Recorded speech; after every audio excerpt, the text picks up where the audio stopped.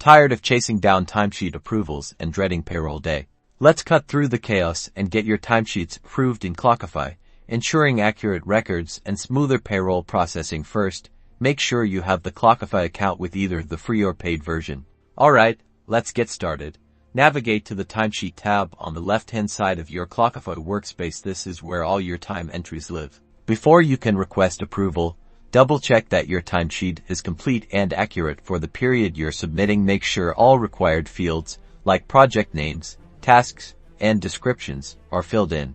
Once you're confident your timesheet is correct, look for the Submit button, typically found at the top of the timesheet. Click on it. A confirmation message might pop up, asking you to confirm that you want to submit your timesheet for approval. Review the information one last time, and if everything looks good, click Confirm or Yes. After submitting, you'll usually see the status of your timesheet change to pending approval. This means it's now in the hands of your manager or approver. Clockify often sends a notification to your approver, but it doesn't hurt to give them a friendly nudge, especially if you have a tight payroll deadline.